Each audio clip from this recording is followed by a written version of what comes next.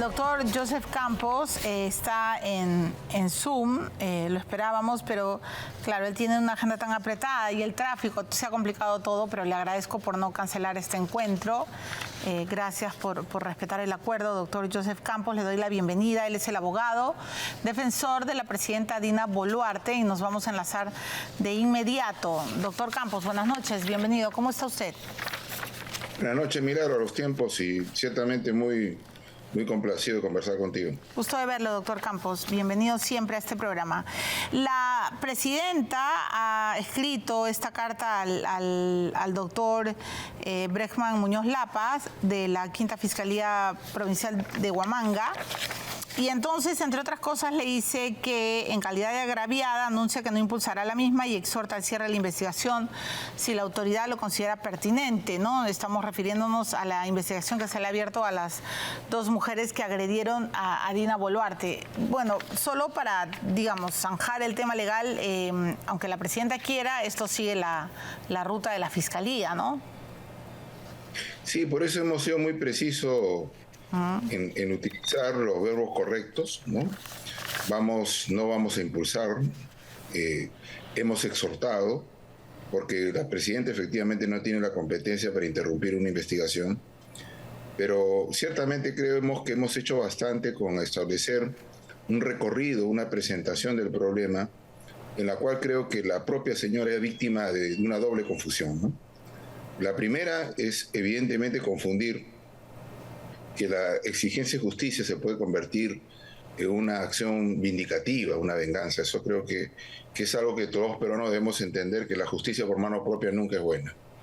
La segunda confusión está precisamente en haber establecido en la Presidenta de la República la condición de victimaria, y eso sí es una confusión provocada por el Estado. Y el Estado es el Ministerio Público de entonces, que nunca comprendió que la responsabilidad de investigar un presidente en clave de excepción, porque la regla, y la historia siempre lo había soportado así, hemos ido de un presidente intocable, pasando por una apertura de investigación y simultánea suspensión, para ahora, bueno, por lo menos hasta la anterior gestión, era una suerte de mesa de partes. Entonces, ese problema, esa forma de investigar, es primero inconstitucional e irresponsable. ¿Por qué lo considera inconstitucional, doctor Campos?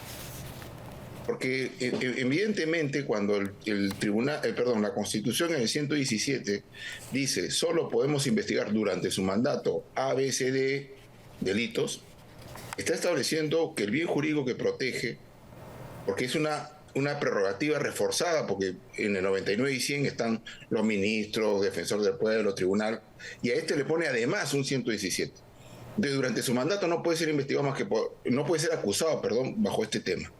Entonces, hemos ido interpretando pero sí podía ser investigada, y hay 49 peruanos que han muerto. Pero por esa misma razón. Porque en su momento, cuando apareció cómo se interpretaba ese 117, hemos ido de no tocarlo, luego abrir una investigación como lo hizo Zoraida Ábalos, y ahora investigarlo por cualquier cosa. El punto está en que, como la Constitución protege la gobernabilidad, tú antes de abrir una investigación tienes que hacer un acto de calificación. O sea, establecer claramente qué puede investigar y hacerlo de una manera particular, porque imaginemos la hipótesis que ya lo he señalado en su momento. Apareciera la posibilidad de que hasta por una concertación política para afectar la gobernabilidad, el otro año ponen 150 denuncias por temas diferentes. Y si no existe el filtro necesario de calificación, de una motivación más intensa, etcétera, vas a tener 150 casos, contratando 150 abogados a costo del Estado, teniendo 150 diligencias de declaraciones indagatorias. Promedio de cada declaración indagatoria, 3-4 horas. Entonces tienes más o menos unas 600 horas de plena investigación.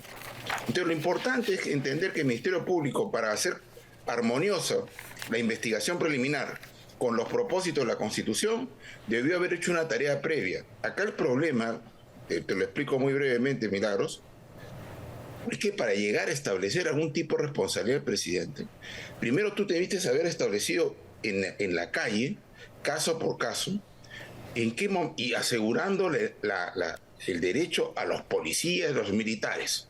¿no?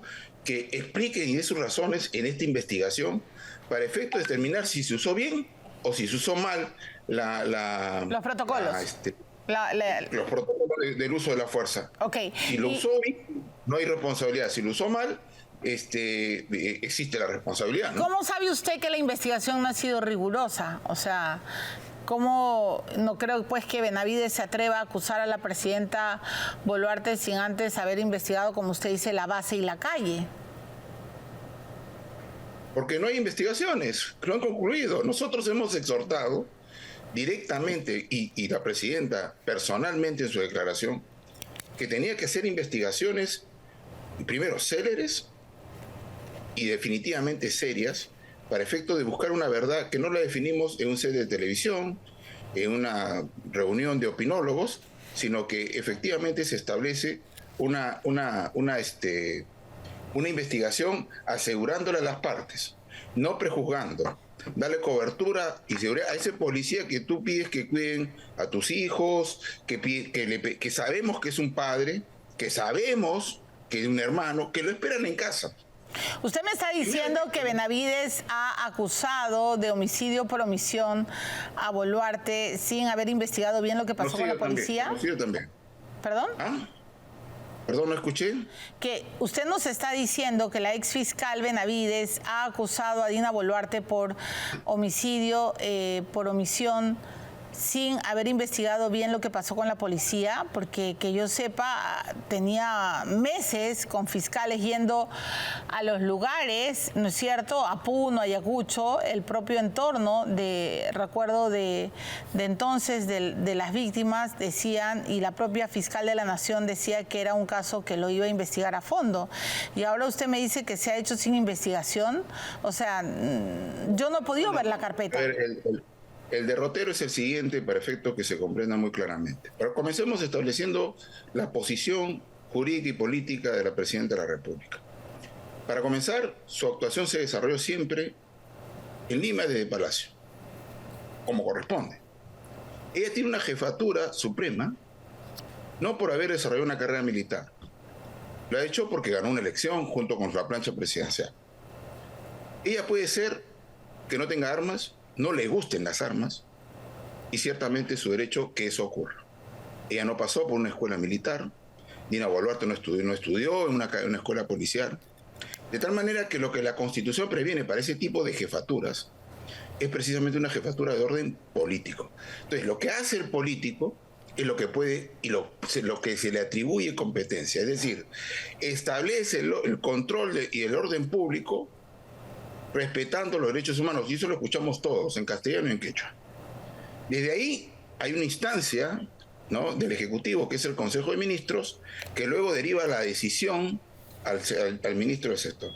Y de ahí va bajando, ¿no?, va bajando las decisiones, ¿no?, de orden operativo ya, que lo decide el jefe, el técnico de la policía, el técnico militar, y que va desarrollando la acción hasta que llega a la calle.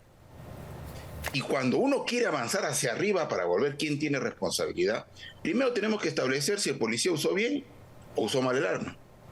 Y para ello tiene que activarse una investigación. Y de ahí, si por ejemplo, imaginemos... ¿Y eso no se ha activado? ¿Eso no se activó? No. Se ha ido directamente a establecer un tema que resulta imposible. Comencemos coincidiendo en algo. Convengamos en que la comisión es imposible, la comisión del delito, ¿ya?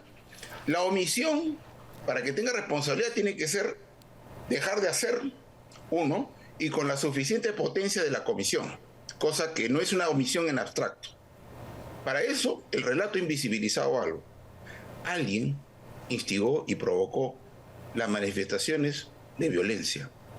Esas manifestaciones de violencia han provocado la desacreditación, no porque lo opina Joseph Campos, sino porque lo dicen los estándares interamericanos. Porque lo ha dicho César San Martín en una sentencia del año pasado, donde dice que esas manifestaciones violentas, con armas, lo dice la Comisión Interamericana de Derechos Humanos, no están de ninguna manera dentro del presupuesto de lo que involucra una protesta. Entonces, hasta ahora, la narrativa solamente ha comenzado con los muertos ¿no? Y ha culminado con las lamentables muertes. Pero no se establece que hay alguien que ha provocado las circunstancias en que han ocurrido las lamentables muertes. Pero hay responsables, doctor Campos. La propia presidenta pide encontrar a esos responsables y hoy a Dina le gritan sus socios de izquierda y las víctimas, los familiares de las víctimas le gritan asesina, genocida. Es que eso justo es el argumento, el segundo problema que tiene este tema y que encuentra en el propio Estado la responsabilidad que eventualmente ha provocado esta situación que nosotros lamentamos. Nosotros, y le digo en particular, porque cuando conversamos este tema con la presidenta, evidentemente hay que ser un animal para no tener empatía ni ser solidario con la aflicción. Hay que ser un animal, una persona con racionalidad tiene que ser de alguna manera empático. Pero en la confusión, la segunda confusión que tiene esta señora, como muchos peruanos y como tú mismo lo has dicho, es que se estableció en el imaginario una condición de victimaria con víctimas. Y aquí es el problema de fondo. Primero, comencemos, para efecto de darle garantía a ese policía, a ese militar que le pides que te combata contra el crimen organizado, que le pides compromiso, etcétera, tienes que garantizarle que cada investigación que se establezca sea escuchado, sea oído. Y si usó mal el arma, sanción, responsable.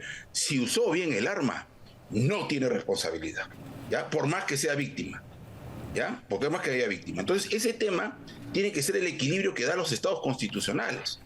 El problema está en que cuando existe una investigación, ¿no?, donde dice Dina genocida, Dina homicida, eso que debió haber sido rechazado porque lo primero que tenía que haber ocurrido es las responsabilidades, si hubo o no en el problema específico, en la calle, si ese policía usó bien o si usó mal, ¿no?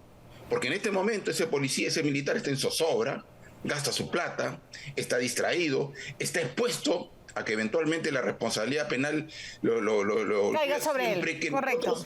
En este momento estemos solamente diciendo que hay responsables. No, señor, no hay responsables todavía.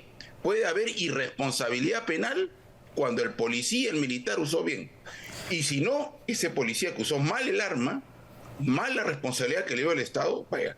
Pero aquí eso no ocurrió y directamente se investigó. Y cuando directamente se investiga, ¿sabes qué ocurre, Milagros?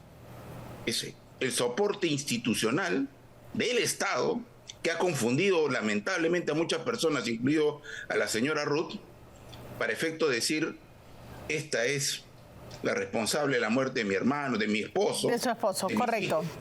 Ahora, en la carta que envía Dina Boluarte al fiscal, ella habla de que el inconstitucional inicio de dicha investigación por la anterior gestión de la Fiscalía de la Nación, así como su utilización con fines políticos. ¿Qué fines políticos? ¿De qué está hablando Dina Boluarte? Tras la pausa, por favor. No. Y mira que yo hice especial atención a ese tema. Esa denuncia constitucional al Congreso no tiene ninguna explicación jurídica. Entre lo que ocurrió el viernes y ocurrió el lunes, que donde presentó la denuncia constitucional, lo único que ocurrió fue la crisis interna y creo yo la percepción que el Ejecutivo está detrás de esto. O si no, generó ese fuego artificial para distraer la atención sobre el problema institucional que tenía. Pero jurídicamente no existía ninguna razón para esa denuncia constitucional, sobre todo incluso porque ella misma había habilitado una acción que tenía que desarrollarse. Y repentinamente aparece la denuncia constitucional. Y cuando uno lee esa denuncia constitucional, estimada Milagros, se nota el collage, se nota el poner ahí un nombre que no debía haber estado. Y ese es el punto. Cuando yo utilizo el derecho para distraer políticamente, ese es el uso político de la ciudad. Vamos a la pausa, doctor Campos, porque quiero seguir preguntándole muchas cosas, pero desde ya le pido que me pase la carpeta. No tengo la suerte de tenerla, no me la han filtrado. Si usted me la puede dar para leerla y con mayor acuciosidad, pues le agradezco. Pero después de la pausa... Claro, te digo Milagro, porque había veces en las cuales, incluyendo los importantes periodistas de Huilas, han tenido antes que yo las los Yo no. actos, las posiciones. Bueno, a mí me cuesta sangre, sudor y lágrimas tener los documentos, pero los analizo hasta el final. Y hay varias cosas que quiero preguntarle. Voy a la pausa, doctor Campos. Regresamos de inmediato y luego el doctor Óscar Urbiola, el expresidente del TC y que ayer pues ha defendido el contrato de Rutas de Lima, estará en el programa.